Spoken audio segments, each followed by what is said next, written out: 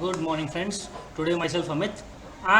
Today I am going to begin with this today's Hindu analysis for July 2020.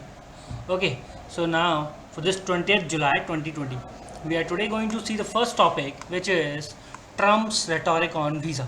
So recently, the Trump administration said that the students who are taking purely online classes in US universities, purely online classes, they have to leave the country, right?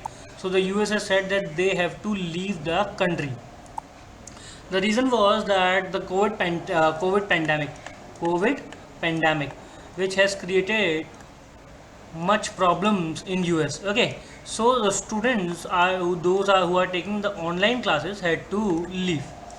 This created a very great tussle for approximately 2 lakh foreign students residing in US. So what happened? Let me give you a brief that the US administration said that the foreign universities students will have to leave, the foreign students have to leave their country if the classes are taught purely online. If all the classes are online, then they need not to live in the countries. This would create visa issues, visa restrictions for students living in US, the foreign students living in US and totally taking the online classes. There were many students who used to enroll in online classes to get visa benefits. So this was Trump's rhetoric. Okay, but recently he faced a backlash. Why he faced a backlash? The backlash was due to this universities like Harvard and MIT. So what these universities have done, they have legally challenged the Trump's decision of being cruel and illegal. Why they have done so? So the reason, the economic reason is there, and a lot of funds these universities gain from these foreign students. So this even the federal court has supported the cause of these universities and has held them correct or held their verdict. So that the students with online courses can be retained with visas in US. So what happened? Now with this backlash, Trump is also facing several other backlashes like this H-1B visa backlash for the skilled workers in US. For skilled workers in US. Then there has been the backlash on this declined rating of Trump due to mismanagement of COVID-19 pandemic. What happened that recently the US reached or crossed this 3.83 million mark. They are close to 4 million mark in terms of COVID-19 cases, with approximately 1.43 lakhs died. You might have heard earlier that Trump quoted that almost 2 lakh people could die in US, and he seemed to be going on the same path. Okay, so 1.43 lakh people have been died, and these figures are being the largest in the world for any country. Okay, so this shows that USA is under severe pressure, or even the Trump is under very much pressure, right? Then there are other woes for Trump too, like this John Bolton book. Recently, one of his administration member earlier, okay, ex-administration member, has claimed that Trump has asked for G's help to win election in 2020. So this pleading of Trump has come and has been criticized by many US senators, and he has seen the criticism world over for being the president of powerful nation in the world and relying on help from China. Okay, then there is a racial discrimination issue, which we have seen that the I can't breathe movement. Okay, so Trump has been facing all these issues on various fronts, and we all know what kind of president he is, with the policies of protectionism, and then have kind of malified intentions. So why the reason why these American universities, they want to retain the foreign or international students, because as per the CNBC report recently, new rules for international students could cost US colleges of $41 billion. So you can see the amount, the $41 billion, and the largest comes from China and then India. These are the two countries contributing maximum to US higher education enrollment. Okay, So, and these international students, there has been a study by this report by State Department Institute of International Education, जहाँ पर इन्होंने बताया है कि these students make up the 5.5% of US higher education enrollment. So, what is the reason? The reason is the economic, the funding issue. The universities might face the economic crunch if these students leave. Okay, and also this might avert the students in future to turn towards US universities, might avert in future. Okay, and we have seen a similar thing in UK recently, where students going out of UK were held by their government so that the economic contribution of these students can be attracted over the years. It doesn't get lost. It doesn't get lost. Okay, it doesn't get lost. So we can see the whole thing about this university crisis or the visa crisis for the students. Hindu report says that 1.1 million foreign students might be affected because of these visa issues. Okay. So now the Trump is facing backlash due to the steps taken by universities like Harvard, MIT. They have preferred of holding their students over the long period. Okay. Now the next topic we are going to discuss today is the India needs to be cautious on Quad. So what is Quad? So Quad is a quadrilateral grouping of 4 countries: US, India, Japan and Australia. So how it begin? The main objective of group is to go for rule-based order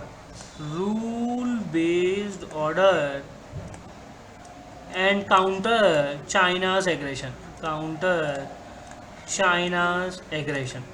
This is the main objective of this Quad group. They want rule-based order specifically in Asia Pacific region. So recently the movements of Indian government have hinted that they are going to invite Australia. Recently there were hints that India is going to invite Australia to join this trilateral maritime exercise in Malabar. Where is Malabar? Malabar region is located on the southwestern coast of India. Here, right? Here it is located. Okay, so it is located around in Karnataka around. Okay, so this Malabar region or this Malabar coast, there is a trilateral exercise between US, Japan and India. It's an annual exercise conducted in the Malabar region by 3 of these navies so that there can be rule-based order in Indian Ocean region, especially against the aggression or forceful upcoming of China in the islands, in the littorals here. Okay, like Maldives or the Hambantota port captured by you can say it is captured by China, because it is on lease for 99 years now and they are using it for the military purpose. They have been docking their ships and submarines. So this has created a problem for India. So all these countries have joined hands to counter this Chinese aggression. Okay. So what happened? The writer, this Abhijit Singh, he says that India needs to be cautious because though our objective is to counter Chinese naval presence in Indian Ocean region with this Quad, this Quad maritime exercise in the Malabar exercise, but these kind of exercise specifically after the LAC tensions on Indo-China border, they are leading to create several issues. They might create several issues, like they might force China to respond aggressively, like China might aggressively posture itself in the Eastern Indian Ocean. Suppose this is India, so and this is Indian Ocean region, right? So in this Eastern Indian, here we have Andaman Nicobar Islands, here we have Indonesia and here we have Australia. So here in this Eastern Indian Ocean region, because China needs to protect its interests in here, so the Malacca Strait, okay, Malacca Strait, the choking point of international trade. So in this East Indian region, China may aggressively posture its strength to secure its trade interest and military interest, which might counter our efforts of protecting Indian Ocean region from China, right? So Abhijit Singh, the writer, says that India needs to be cautious in inviting Quad to this region. Okay, there are other regions as well. What are the other regions? He says that with inviting Australia to Quad, India might join a group called Asian NATO. Asian NATO, as it is claimed by this China. China says that this Quad is a group of 4 countries, or this Quad is Asian NATO formed against China. Okay, so this Asian NATO could create problems for China only. So China may become more aggressive in other areas as well. Like yeah, day before yesterday, I told you that there was a group in China in recent debate saying that China needs to increase the entire border tension for India. And these kind of experts would drain the currency, would drain the people's support if there is this Asian nut the formation of Quad takes place, or this voice for Quad increases in India, right? So China may respond aggressively. Also, there are apprehensions like with the this in Indian Ocean. We see that though China is building its bases, the string of pearls in countries like we have Maldives, Sri Lanka, then here Myanmar, then here Pakistan, Gwadar port. Okay, so though there is a string of pearls, but there are very less instances when there is a direct collision between Indian and Chinese navies. The China says that they are protecting their trade interests. So now the onus is on India. If India asks for this,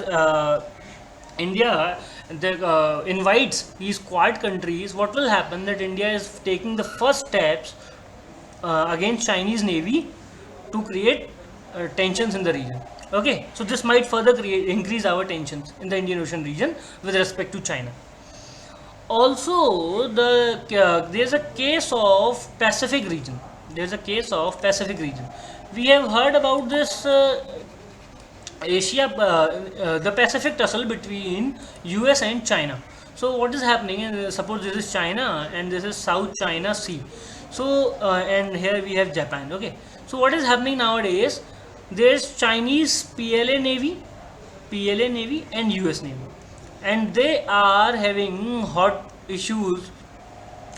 They are facing very hot tussles in this region. Okay, and US wants rule based order in the South China Sea, while China claims the whole sea, right? So in with formation of Quad, India might be dragged to these regions. India might be dragged to this Asia Pacific region, where it's this tension with China might increase further, right? India might be dragged to the strategic issue hotting up between US and China in the Pacific region, right? So we will be dragged to the South China Sea security dynamics.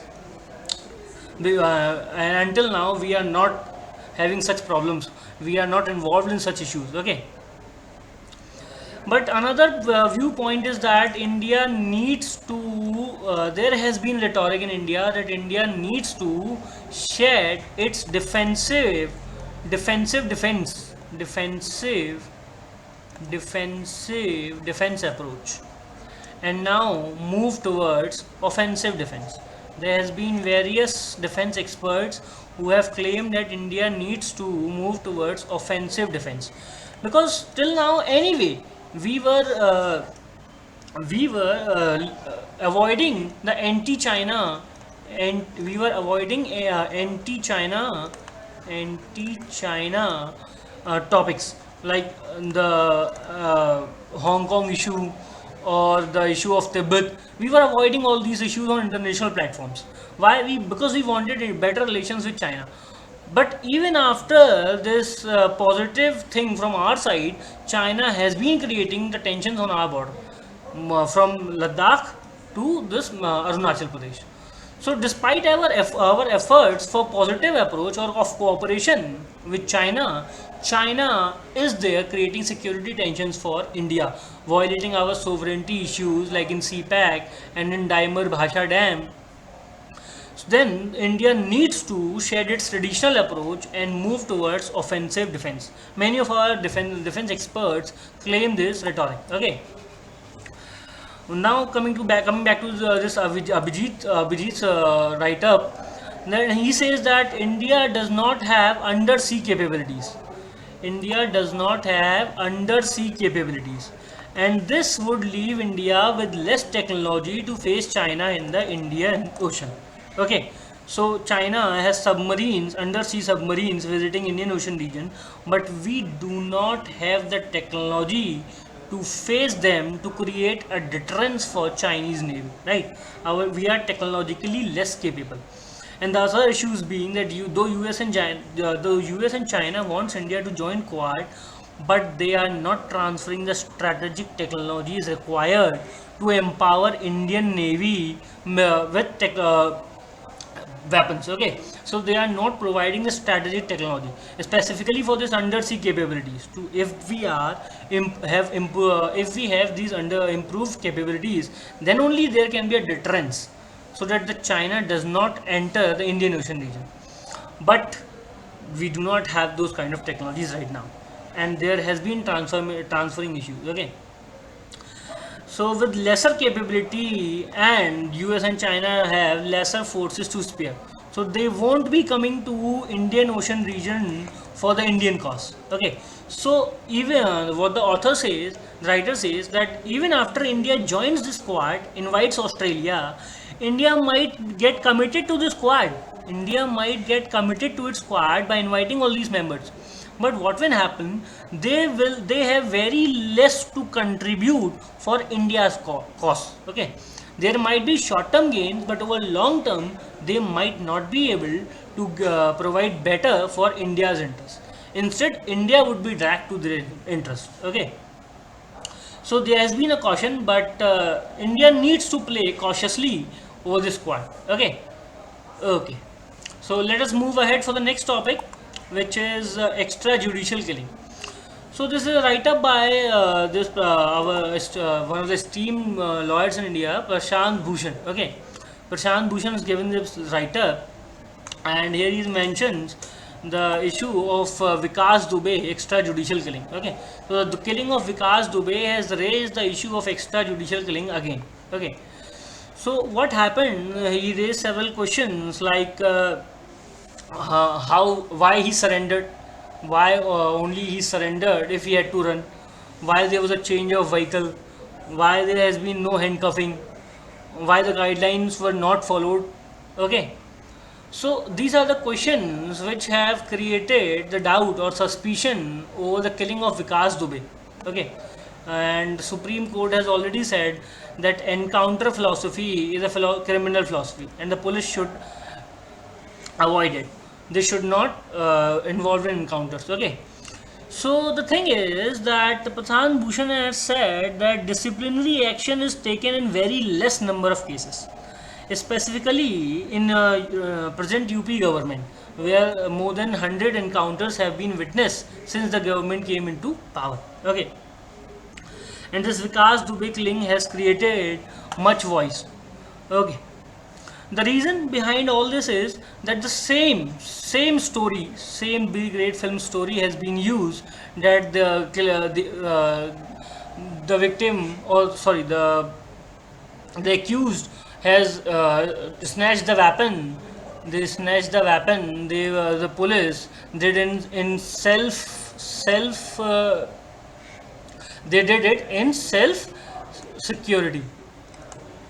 And they were securing themselves, so they shot the accused. Okay, why I'm saying accused? Because we have judicial system in India. We have judicial system which decides whether an accused is a criminal or not, which decides based on rule of law.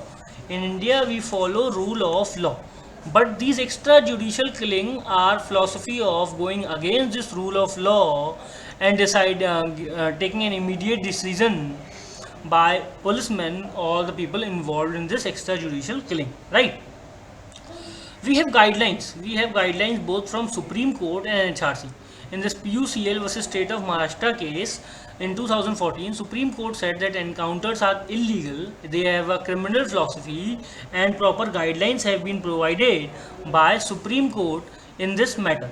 They say that there must be immediate registration of FIR, immediate FIR registration of the accused, so that there can be a case against him and which can be taken to court. Okay, which can be taken to court. Then there should be proper investigation, investigation by authorities which are beyond the control of state, like CBI, authorities which are beyond the control of state, so that there can be independent probe in the case, right? There can be independent probe. These kind of guidelines have been provided. Then the officer involved in these kind of if there is a state investigation, then officer appointed head of these this officer appointed is in state inquiries, right? In state inquiries, the officer appointed should be of higher post than those involved in killing, okay. So what he is trying to say that nothing of these guidelines have been followed in case of recent Vikas Dubey encounter, or in this recent extrajudicial killing, right? So Prashant Bhushan has explained. He said that he was the party to one of extrajudicial killing case in Supreme Court, and there were suggestions like formation of a body under NHRC, an arm under NHRC for investigation, an arm under NHRC for investigation for extrajudicial killings, and this custodial death. This is what NHRC, the Prashant Bhushan has said. Okay, so they had said that the investigation should be by NHRC's independent arm in extrajudicial killing and this custodial death, right? And they have been a point that like they should be investigating arm probe for executions and custodial death with Supreme Court also, है ना? There must be, उन्होंने कहा कि supreme court के पास भी कुछ इस तरह की इन्वेस्टिगेटिव एजेंसीज होनी चाहिए और एनएचआरसी के पास भी, and there must be proper guidelines which are to be followed in these extra judicial killings, because there have been many cases where we have found that these extrajudicial killings are fake. And we have seen there was a movie called Jolly LLB which shows that how these operations are performed. Okay, so overall we are a country with a democratic system with rule of law, constitution being supreme, right? Constitution being supreme, and this rule of law should be mandatorily followed, with judiciary being independent and performing its function.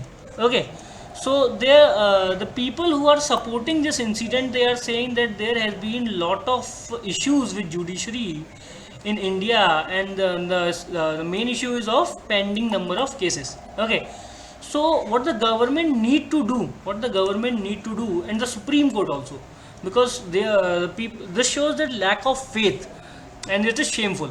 This lack of faith is shameful, especially in the rule of law in land. Okay, so what is the need? The need is of judicial reforms.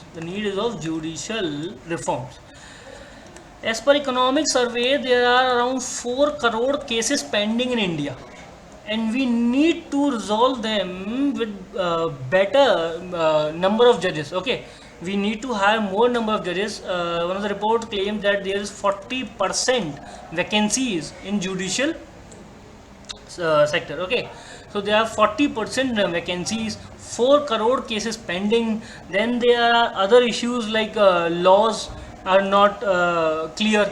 Okay, ambiguity in laws is found often, like in IPC there is no definition of torture, what kind of torture police do. Okay, then there is problem with police, what the police is doing. So even the police need to be more sensitive, and they need to be reformed as per the Supreme Court guidelines of 2006. Okay, so all this is need to be done so that our judicial system may regain the faith that has been lost by them among people. Okay, to regain the faith of people in rule of law, in rule of law. Okay, so this is need to be the priority for government today, rather than being party to this extrajudicial claims, as has been claimed by many today, right? Now, the next topic we are going to see is the UN draft declaration goes soft on demand for reform. So, recently we saw that India has now become the member of non-permanent member. Okay, non-permanent member. We have gained the non-permanent seat. Non-permanent seat for India. Actually, it's a 2-year term seat from 2021 to 2022. Okay, but India has been vocal about its permanent seat. India has been vocal about its permanent seat, which is given only to 5 members till now: US, UK, China, Russia, and France. These are the 5 nations given permanent seats in UN, and today's representation of this UN shows the post World War II scenario, where the representation is to the powers of that era.